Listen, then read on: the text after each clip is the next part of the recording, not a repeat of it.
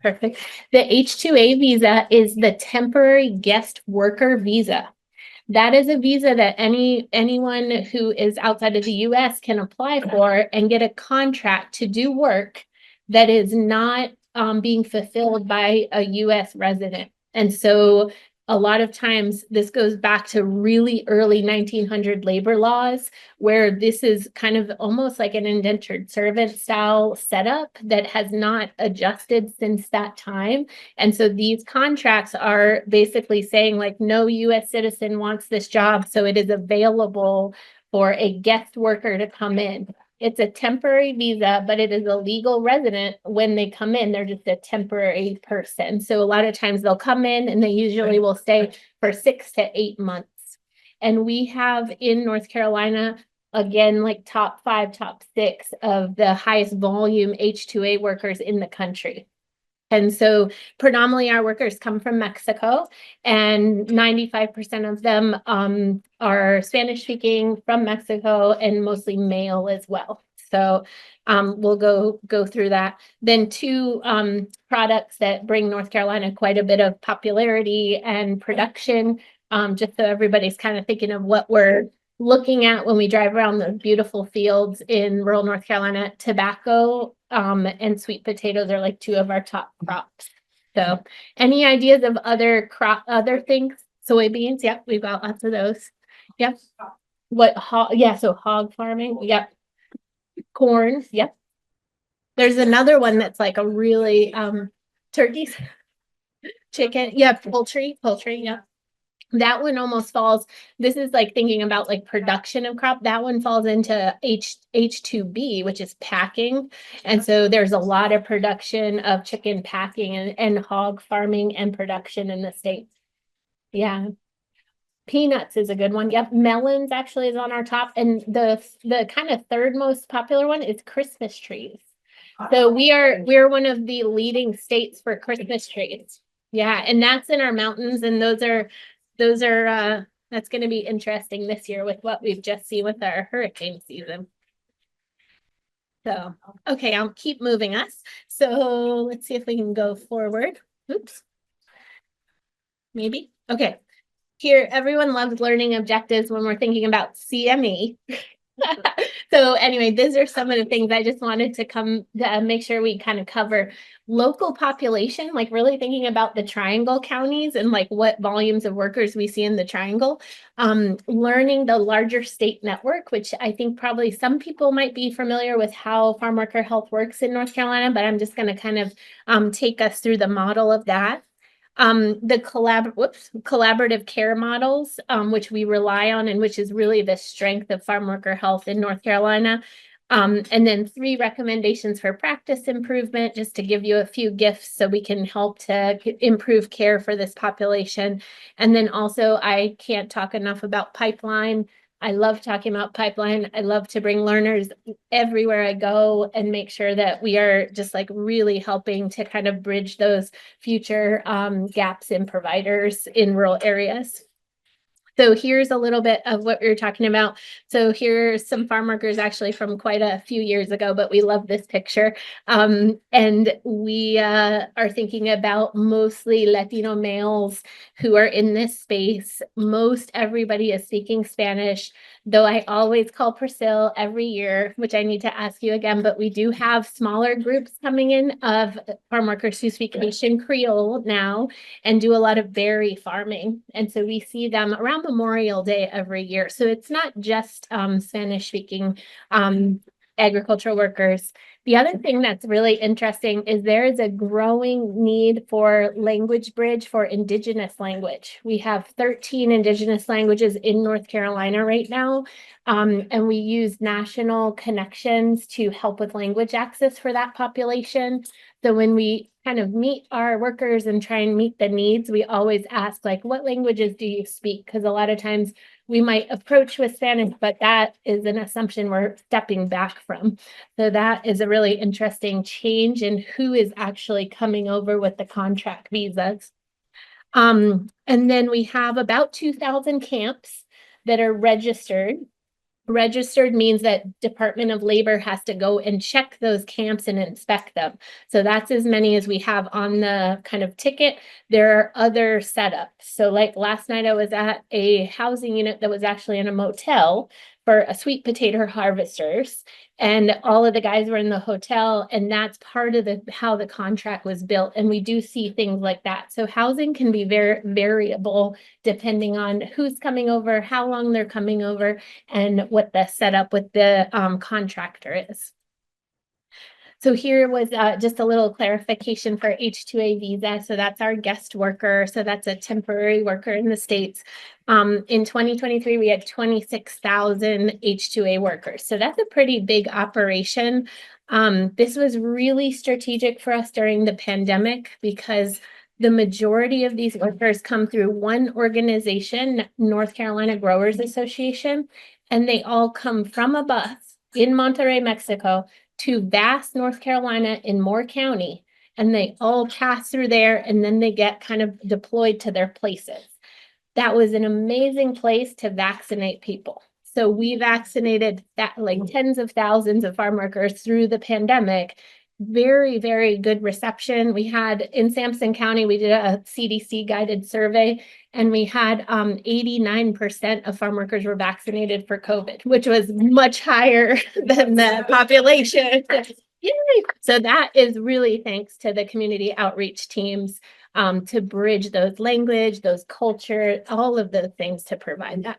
So definitely worth celebrating. Just a quick, we all love FQHCs. I've been hearing the rumblings. 1 million ag workers are seen at the FQHC system nationally, and that number is growing. So I'm going to tell you about my FQHC. So I'm the medical director for the Farm Worker Health Program. That is a migrant health program. It used to be called a voucher program where we would pay for health centers to see farm workers. We now are kind of rebranding as a migrant health program because we have individual contracts with health entities. That could be Piedmont Health Service. That could be a rural health center in Johnston County. That looks very different around the state. And we have 8 established sites. And we work very hard to keep those sites kind of as high functioning as possible. So we are in FQHC, we receive health center funding. We actually are now we are just up on our cycle for competitive application. So we're working on our health center grant right now. We have site visits, which is very confusing for a very different model of a health center to try and fit into the box of the site visit for HRSA, but we do it, and we always bring all of the federal reviewers to the camps and to our operations, and they just are, it's kind of an interesting experience to step out of some of the brick and mortar models that we see patients in. Last year, we were able to see over 11,000 patients. We have not, our base funding has not changed since 1993. Which has become a really big problem because as our population has increased, we cannot get to as many people as we'd like. So that's why we really love to collaborate with big centers and the migrant health centers in the state so that we're filling gaps, but then also the state has an integrated network to also see patients. Here's a practice improvement tool to share with everyone. And I think we'll make slides available to everyone, so happy to share everything. This is kind of our biggest tool that we use all the time. We give this to every worker. This is like, where are you? Where are you located? What county are you in? And here is your direct person, your care manager, that will help you with whatever health connection you need.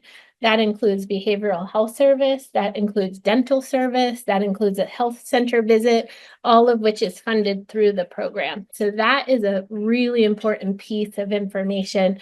And that exists for most of the counties. We try to cover as much as we can. Some of the counties that are grayed out have been areas where migrant health centers have overlapped with us. So we don't have connections in those areas, but these are like pretty robust networks. Yeah. So all 100 counties one of those The gray ones are the ones that overlap with systems that have their own networks.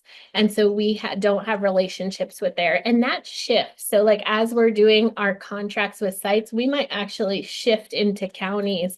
Like in Scotland, we're talking to the health department right now about like what are you doing? Are you okay? Can we like shift funding in some ways to help cover populations? So Durham County?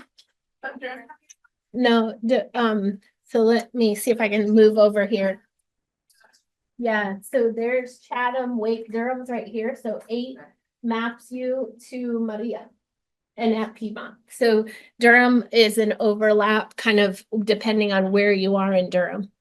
So but definitely good question. So one of the things is a lot of times we'll start with someone and then we will go ahead and like try to connect them, because some health centers will actually be doing a wonderful job to support workers. And so it's fine for us to use infrastructure that's already in place.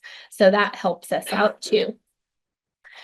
Here is the amazing team. So this is the 40 plus community outreach workers. When I say community outreach workers, that's kind of a name that this program has decided to use for community health work. Community health workers are like the big umbrella of like public health initiative and like personnel on the ground.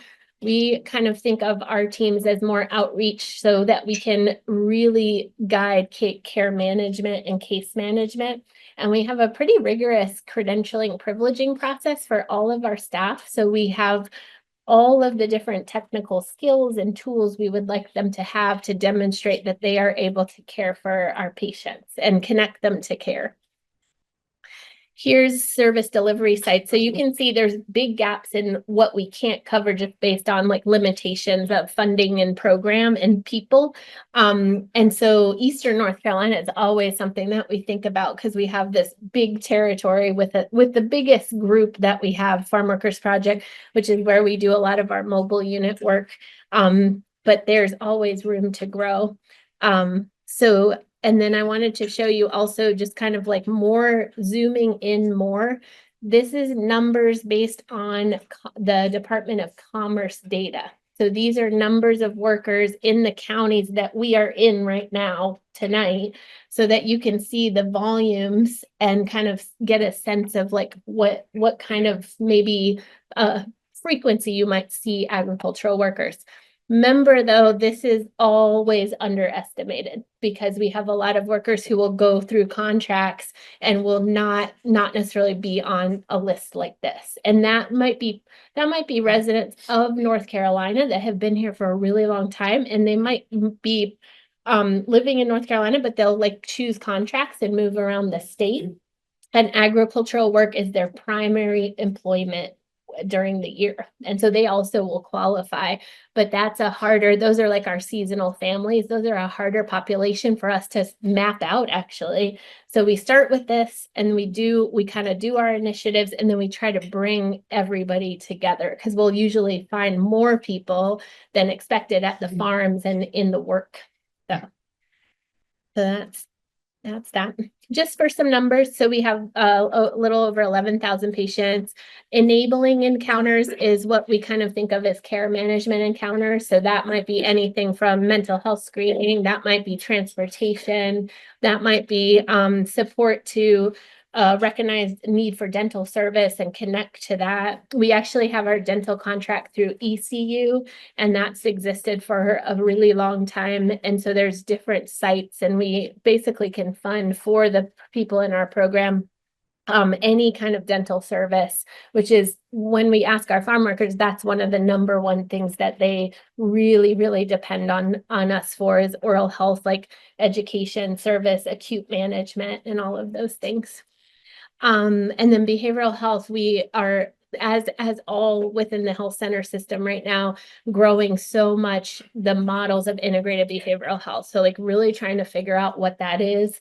And I was lucky enough to work with 2 amazing Duke psychiatry residents this year on our mobile unit so that we can try and map out like what does integrated behavioral health look like in a mobile clinic setting, because we look for those models and it's a little bit difficult to find, and also you have to adapt it to your population. So we've been working really hard on like screening and identification and how to like activate and build pathways to care. So that's been really quite an adventure this year.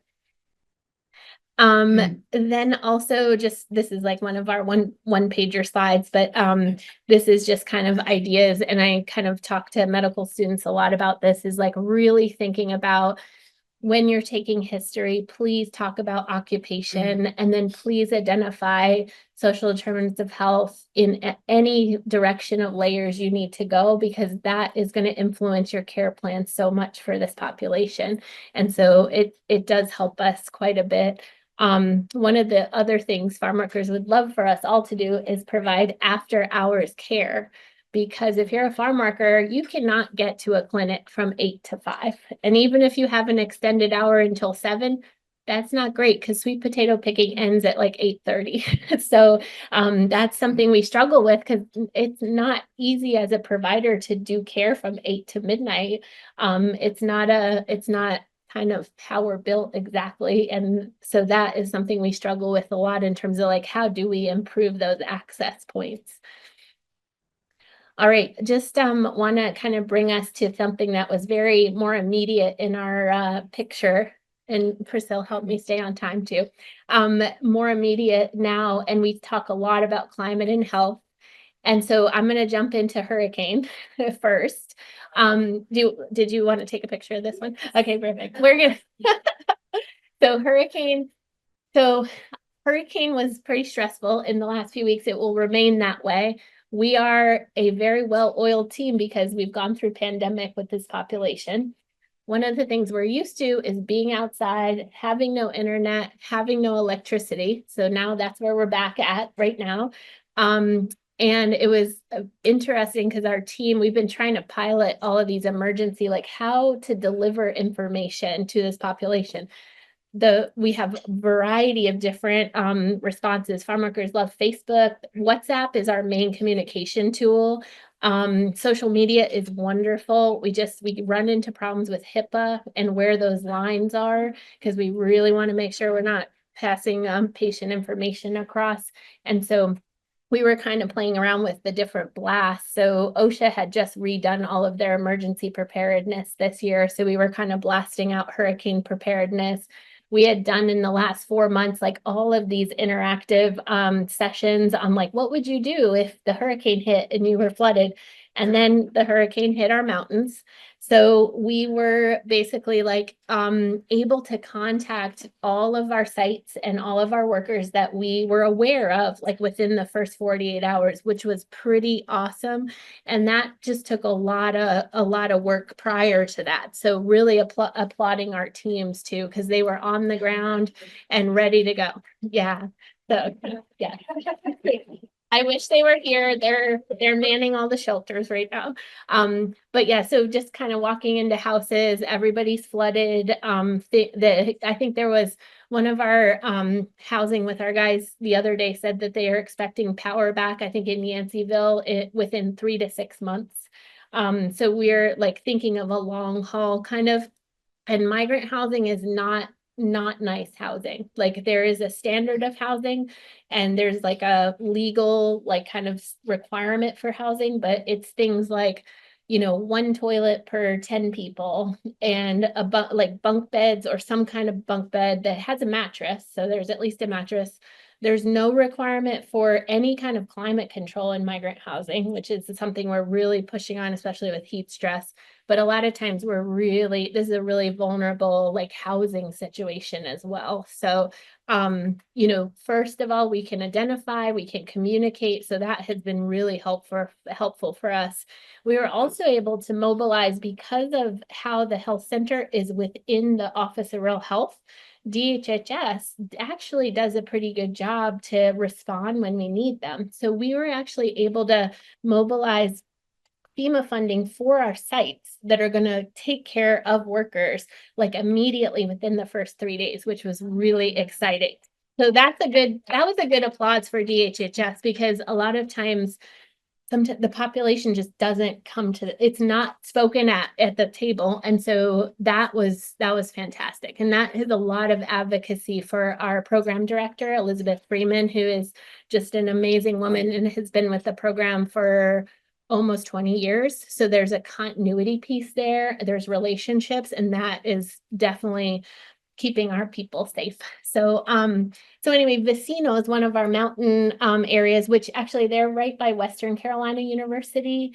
And they set up in Silva, which is like right there, pop-up cabanas, tents, clinic. We ran a clinic this weekend just for making sure people were getting medicine who had chronic conditions. And thanks actually to the pharmacy board and like a lot of the initiatives that came through, like Walmart had a mobile truck for pharmacy delivery.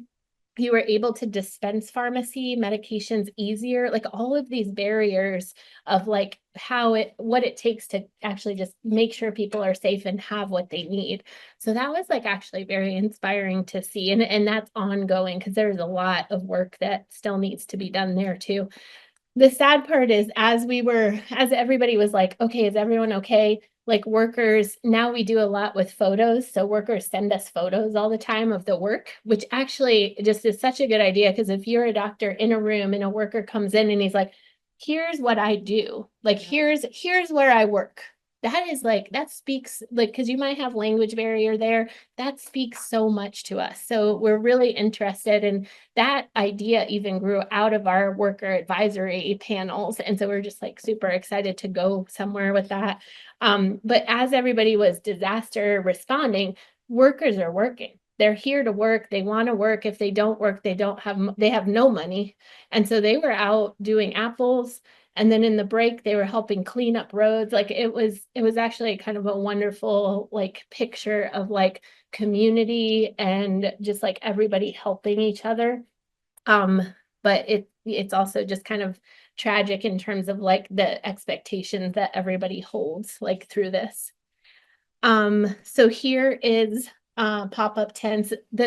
It's interesting with donations, because you've all in your organizations are probably seeing like, oh, donate this, donate that.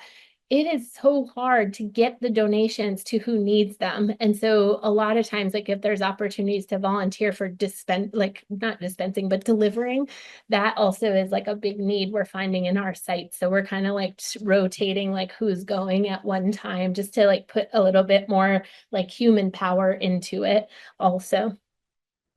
This is a group of guys. They wanted me to show you the picture because they're very excited about their food delivery. And one of the things that was interesting is like the food pantry food, sometimes it doesn't fit what they would like to eat. And we see that a lot with food insecurity, where there's amazing effort, but then like if you're not talking to the population, you might be delivering like Chef Boyardee, but like these guys eat tortillas and eggs and they need cheese. And, like there's a kind of like making sure that we're listening closely. And I think they just were really excited and wanted everybody to just be there with them, and they're going to get through, and they're used to lots of hardship. And so anyway, but I was excited to celebrate their picture. So that's just a little bit of a preview of what's happening right now. And we are really, actually, one of the things that happened today is we're trying to get Starlink. So just based on like if we can connect better to people. So some of the money we're trying to fund, it's super expensive, but we're just trying, because we really need contact to be able to keep understanding needs and respond to those. So we are a mobile like team. The population is mobile. We're used to like all of this kind of chaotic movement. But it is a little bit of an exhausting time for everyone. And we're feeling so much for all of those communities. So thank you for giving me some space to talk about that here. Another emergency preparedness thing that is a really helpful thing to think about in North Carolina is heat. So we have some pretty terrible extreme heat. And we just did a segment on Due South. I don't know if anybody heard it last Wednesday, where we kind of highlighted the intensity of outdoor workers. And actually, I had the pleasure of speaking with Leonida Inge on that program, but then also they were looking at airport workers as well, which was interesting, kind of comparing agricultural work to airport, and really kind of neat piece. So they put that together really well. But we do a lot of intervention, like kind of February is our go time. It's our heat, like blast time. We just keep talking about it because unfortunately every year we lose workers to extreme heat. So that is a preventable thing. And we are really, our messaging is like rest, hydrate, and shade, like saves lives. And so we really try and go above and beyond to, because it gets hot so fast and everybody is not prepared.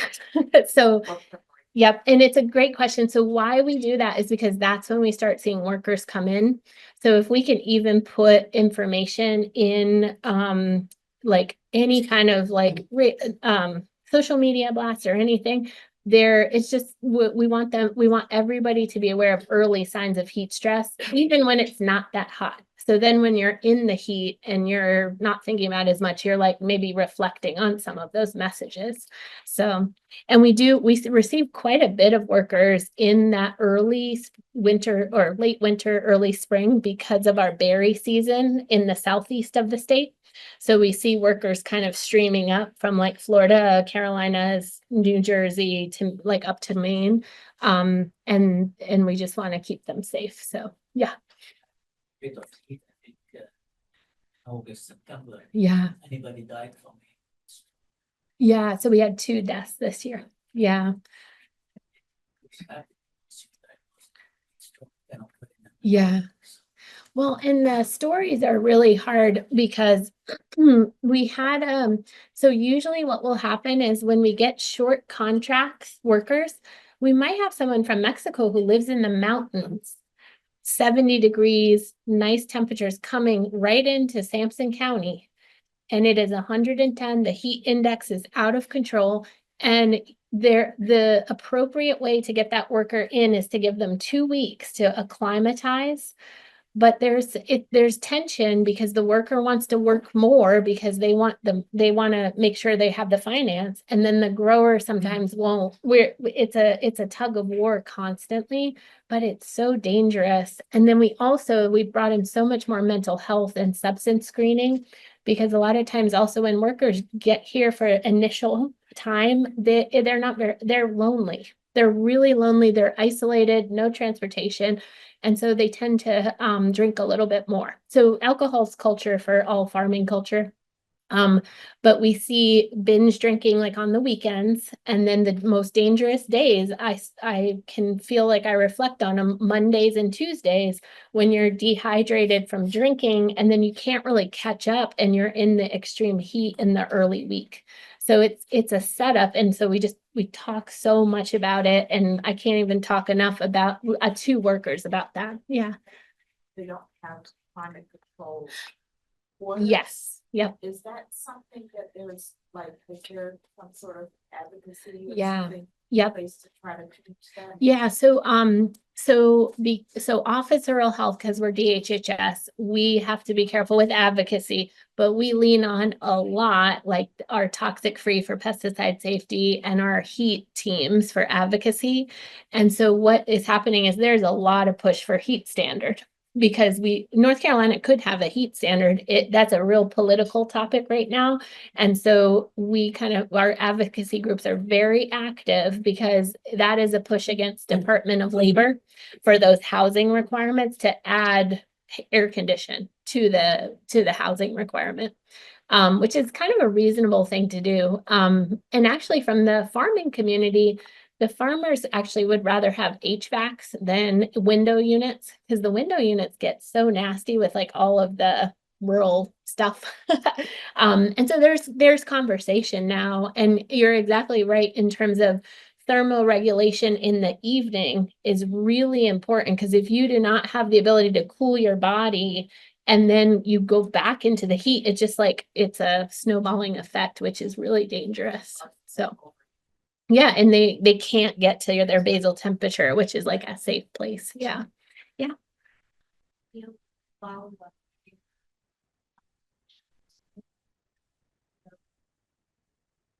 Yeah, so almost every farm worker has smartphones now. So it's changed a lot, because I feel like rewind 10, 20 years ago, that was not the case. And then the other thing that we're very fortunate, we have one of the Compass grants through NIH to study digital equity and inclusion for farm workers. And so we're actually asking farm workers, like, how do we help continuity of care? One of the biggest things is the EHR systems, which are actually now a little bit more compatible. And so helping to kind of track farm workers like through their healthcare systems. There was an example just the other day where I saw someone on mobile unit, and I'm on a different EHR. I was able to connect to the Epic system, so bigger system, because of a rural health center that has just adopted that. Sent that farm worker there. He was in acute kidney injury, like probably dehydration. Sent him to the hospital because we were really worried he was gonna go down. He was not feeling well. They repeated his labs. I could see the labs, like the communication and the connections in that case were not something that we usually are able to put together.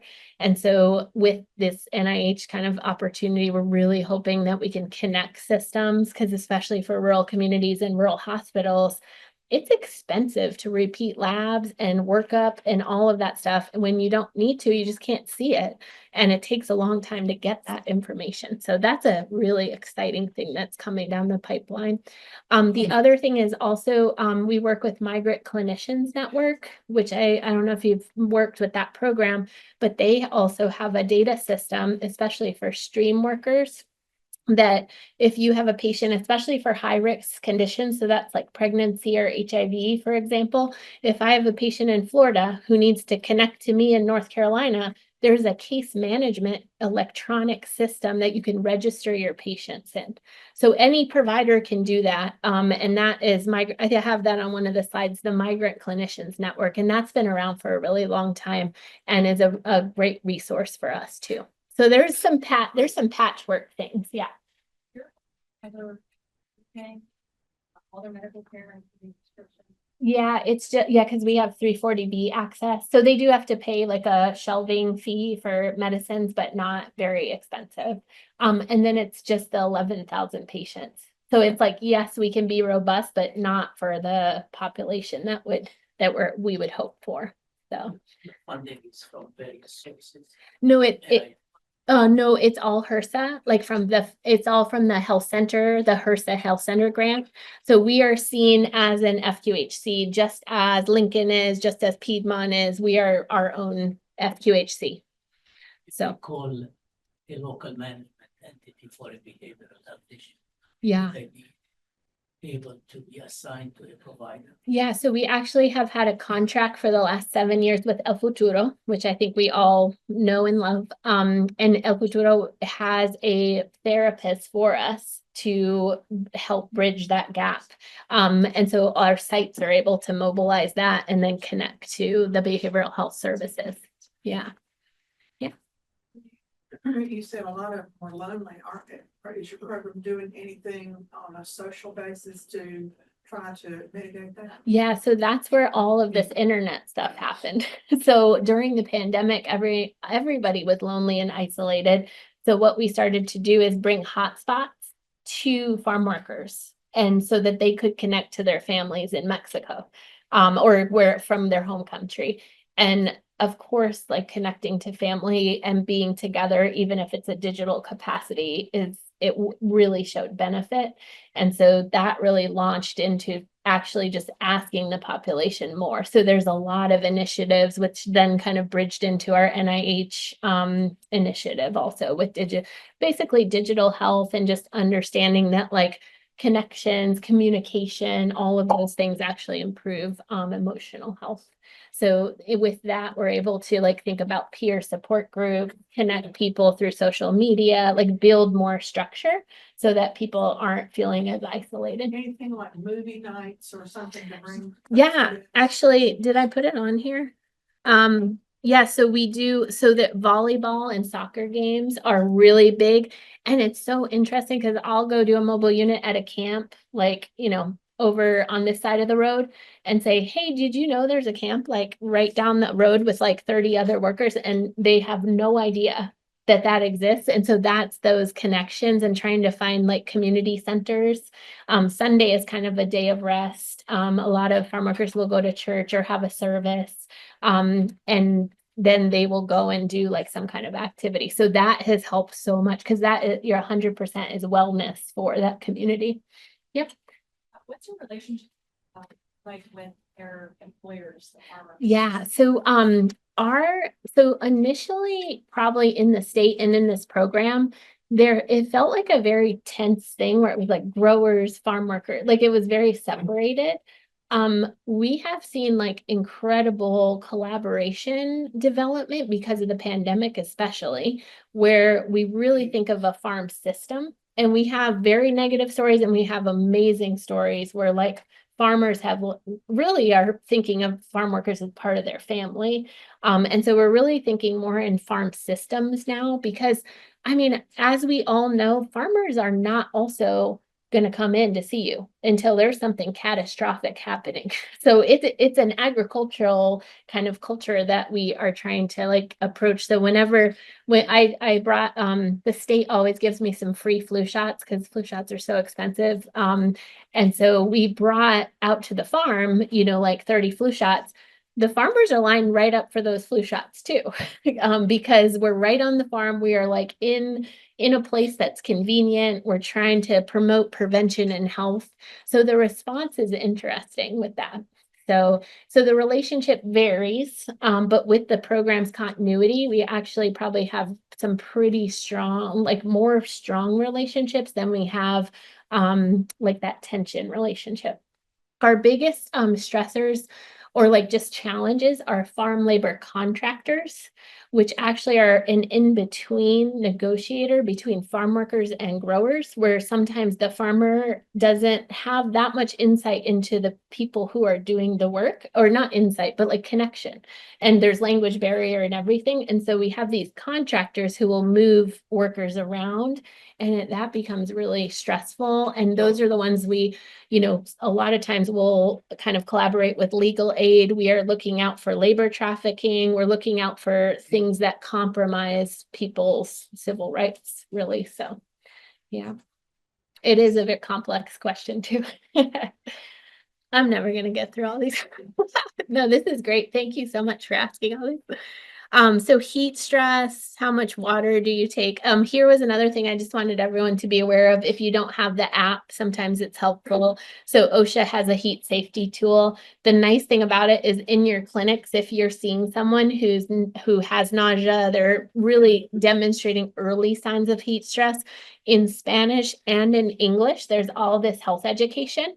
So we use this a lot and we train all of our community health workers to kind of bring this out, and we use our smartphones all the time and bring hotspots so we can have reception and things like that. So, am I still okay on time? Okay, perfect. The state did a great job. They built a whole nother like a whole nother toolkit for heat safety this year.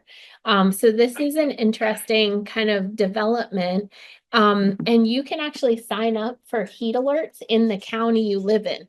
So I unfortunately signed up for all the counties. I do not recommend that. My email blew up and it was terrible. So, but the counties you work in or see patients from, so you get this alert that says, hey, it's going to be really hot. It's usually a day or two before. It's really hot. Here's information. It gives you some education, and then it gives you all the counties and the areas that are going to expect. So especially if we're working in hospital-based systems or ERs, it's kind of a nice tool to be like, ooh, that person's actually coming in from a county that's like 3 counties over, and that is like so hot, right? It just helps us to kind of navigate the risk that people take on. We also work really close with climate epidemiology at the state, which is kind of a nice intersection between using data and then like really getting that to the population. Climate Epi tracks all of the ER visits in the state to see what was heat related. And so that information has been really helpful, trying to help nudge them to actually ask about occupation, because you can't tell if it's an agricultural worker or out construction or things like that. So we are excited to kind of grow that relationship too. And then the CDC also responded to heat and also built a new toolkit. So heat is like definitely on the everybody's radar right now, just in terms of like, how do we do better with this as a preventable death scenario potentially. And there's lots of good stuff for providers there. Pesticides. All of these talks could be their own talks, but I just put them all into one. So pesticides, we have pesticides everywhere.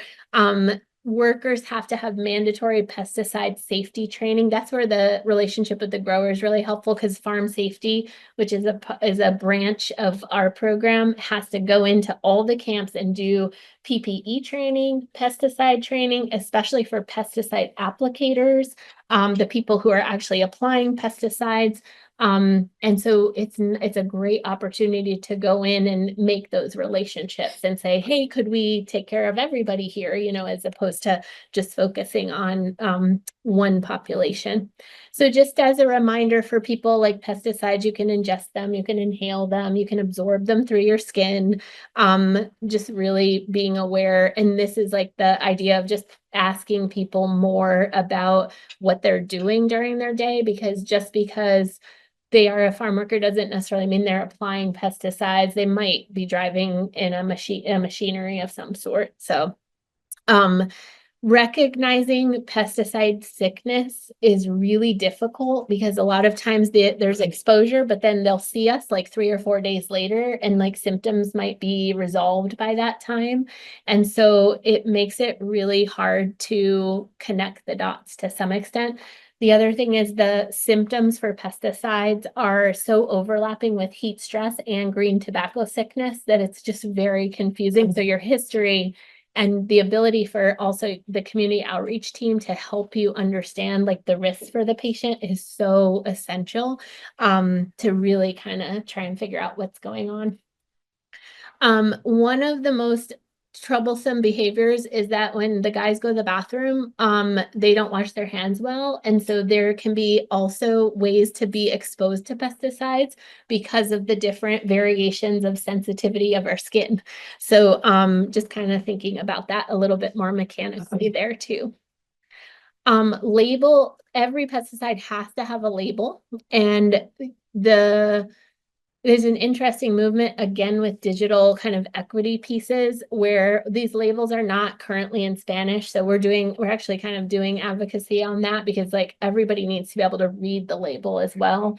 And then the other thing is there's new talk about the label actually just being a QR code instead of the actual ingredients, which I actually feel like I've seen on some food products also recently, where you have to actually go into somewhere to get to the information. That's a big step in assuming that people have internet, that have devices to be able to do that, have the knowledge to do that. And so we actually are just going to publish something about how that's not an equitable way to basically list things that are really important and is a safety piece to this work. Feel too like that's the way for surveillance. Yeah. Because all of the digital kind of technology definitely has different culture to it, and there's skepticism, like in terms of like, if I scan the QR code, is something happening? Like, did I just log myself into a world I don't want? So just a shout out, like I go to the EPA website a lot. It's one of my bookmarks. But just so you know, there is a protection standard for pesticides. It's just difficult because it's really difficult to figure out what actually the pesticide was. So this is the practice kind of just alert that I wanted to make sure everybody was aware of, is that in North Carolina, providers are mandatory reporters of pesticide related symptoms. And on DPH, there is a link that we're supposed to fill out. Has anyone ever filled that out? Yeah, it took me like at least 8 years to learn that existed. And so that's like another thing that I'd love to speak to provider groups, because I don't think a lot of people are aware of those things. The other thing is, if you're going to fill it out, you have to have the information from the label from the pesticide. So just feels like it's intentionally set up to fail. And so we're trying to figure out how can we make that more active, because essentially it's safety for everybody who's working in there. And the workers are going to get the most exposure, but we're talking about rural communities living in all of those kind of chemicals and being exposed to water and all of that stuff. So The exposure, what are the main symptoms that the worker complains about? yeah, so when we have that, so it kind of depends on what the toxin is, but a lot of the times it's almost like a shedding from the body. So it will be, and those are a lot of the pesticides that will cause, like, so you will have tearing, you'll have vomiting, you'll have diarrhea, just like the body is just trying to rid the substance. And that's acidocolor. Yep, exactly. And that is different because heat stress, you don't really like, get rid of fluid because you're so dehydrated. So there is a little bit of a differentiation there. And we try to kind of nuance that, but the history is usually the thing that will give that away to you. So, and then the other third, just to make this even more complex, is heat with tobacco when the leaves are really high, because workers have to wear personal protective equipment when they're in tobacco leaves, because you get nicotine poisoning. And, we see so many people on mobile unit with headache, anxiety, can't sleep. And that is like that's just my favorite thing to like really just open the eyes of our learners to say, remember what the patient is doing all day, because that is not a headache, because they might be stressed. That would stress me out also, but they might be stressed, but there's more details to that history. And so green tobacco sickness is a very real thing as well, and has very much overlapping symptoms with pesticide and heat, or could be all of those things together. So it makes it very tricky to like sort those things out. Or workers not to remove their shirts when they're in tobacco field and sweating and. Yeah. So they will. So if they're suffering from heat stress, they will come out of the leaves. They have to take everything off, but then you can't go back in because you're going to be exposed to all the nicotine. It's not so the workers always call that the green monster, which I'm from New England. That's always Fenway. But this is a different green monster. So yeah, it's one of the hardest, like if you ask, this is one of the hardest like harvesting jobs that is probably available in the country. So and a lot of it is done by hand. The leaves are taken, but then the leaves have to be packed and dried. And so a lot of the kind of maintenance of the plant and then the kind of processing part does involve manual labor. So, but yeah. The other thing my new thought, or I've been kind of thinking about this, is we have so many workers who start smoking nicotine here, and then they don't smoke in Mexico. And so I'm always like, why are you doing that? They're like, because then I don't get as sick when I work in tobacco. And I was like, well, there goes our smoking screening algorithm. Because that, if you ask someone, oh, you smoke, oh, you shouldn't smoke. It's like, oh, but why do you smoke? When do you smoke? Like it really, I think that is really interesting to start talking to people about. Just like with the nicotine tolerance. So if they have like a little bit, it's like for smoking your first cigarette ever in your lifetime, where you would feel terrible, and you're getting hundreds of times of quantity of nicotine absorption with the tobacco leaf. So if you have if you're kind of like a daily smoker, I think it dumbs it down, or it kind of dampens that for you. So they say. Yeah. Tolerance. Yeah. Well, that would be a good, so we do pass a lot of that out. We spend as a program, we always buy patches and gum to see if we can just shift them from the smoking to something different. But Yeah, I mean, I think it's really the ability for the body to manage the nicotine. And it's interesting because like a lot of workers have there's a variation. Some workers get so sick in tobacco that they actually can't be in tobacco. And then others like tolerate it differently. So it's not a fun place to be. But it is that's a historical crop for North Carolina and the country. So yeah, I think it's a culture. Yeah, because it's interesting. Tobacco farmers will say some like any race, any ethnicity, history will say similar things. So I think it's just a tough crop to have to work in. Yeah. So, okay. These are just some things I want to put up. We kind of have mentioned this, but Migrant Clinicians Network as a resource, they do a really neat comic, kind of like graphic, design to really kind of make sure that patients are looking at health education that looks like them, that is about them, that is about their occupation and their life and their family. So they have a really good one on diabetes and self-management that I just wanted to highlight. And then National Center for Farm Worker Health. And then the Farm Worker Health Program is us here. Let me just see where we are for a second.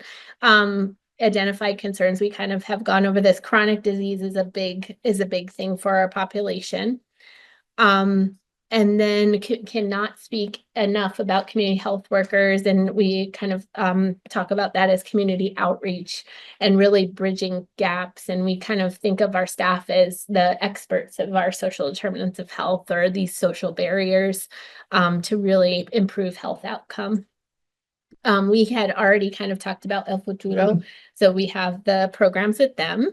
And then I really want to highlight this team who was the team that I was with last night, and they are just like an amazing group. They have continuity over probably 27 years with the population in Sampson, Duplin, Hartnett counties.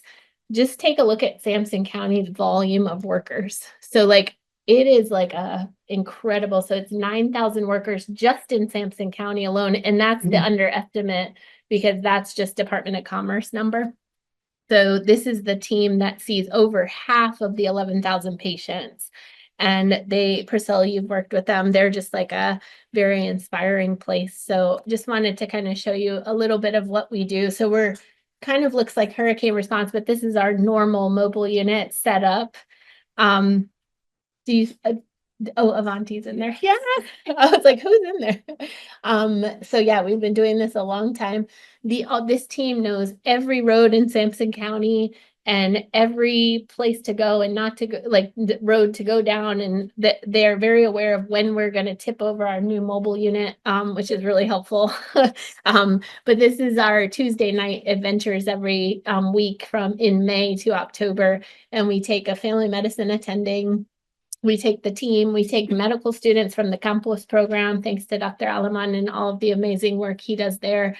And then we take the residents on. We've shifted a little bit the vulnerable populations rotation because I just feel like we need more exposure to this stuff. So we have some really neat setups to get people engaged.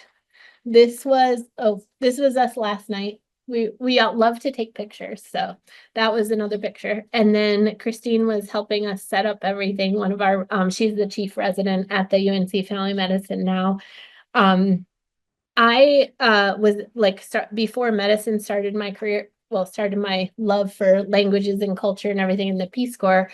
And so a lot of this really just makes me feel sometimes like I am in other countries and like just experiencing culture and being at home. So I really am growing to love this idea of global health at home, especially in medical training when residents and medical students don't have time to go abroad. And I think we should all be global and travel and do wonderful things, but it's really amazing when we can like really help our communities in North Carolina.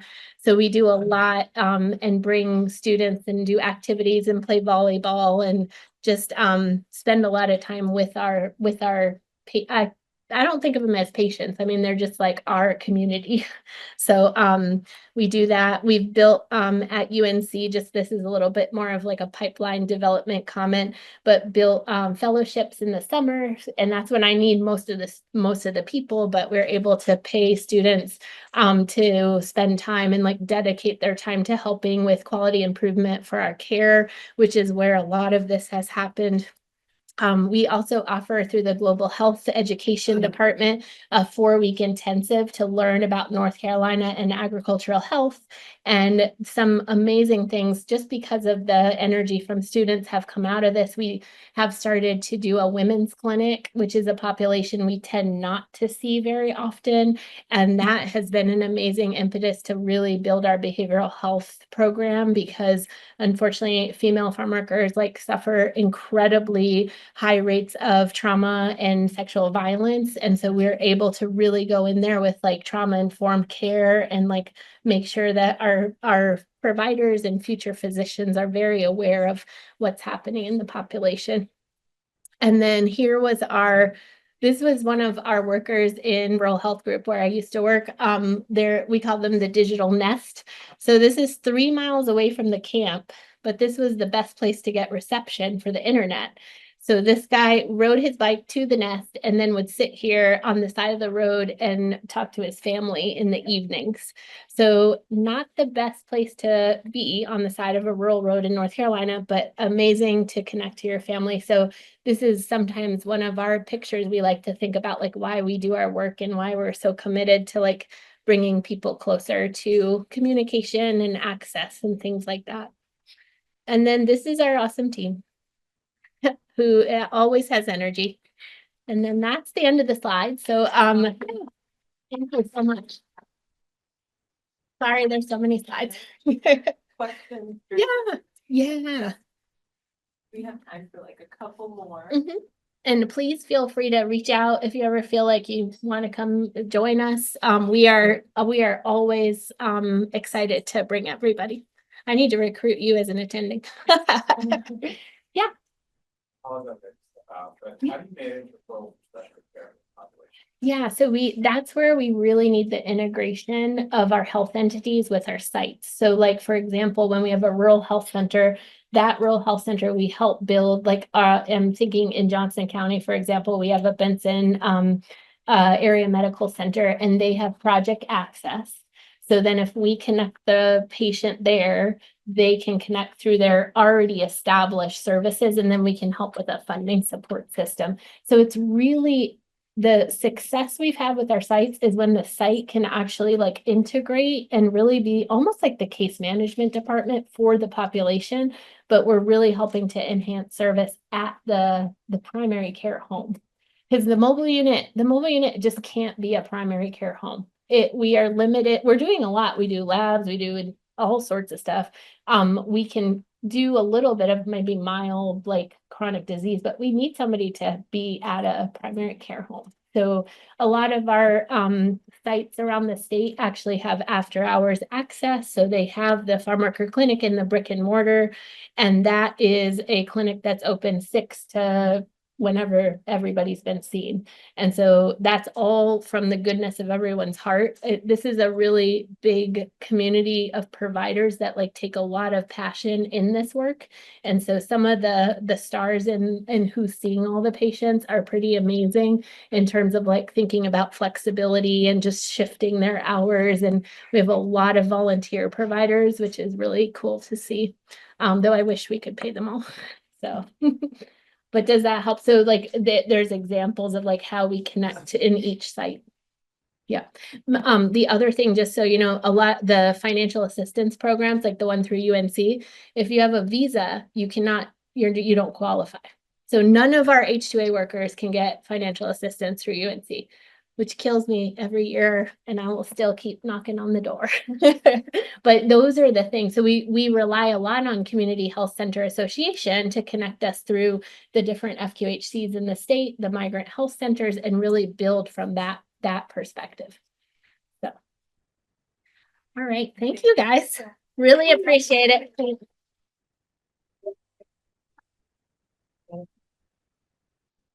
I know we have 5 minutes left. Very quickly, thank you again, Dr. Moore, for your talk and opening our eyes to this population.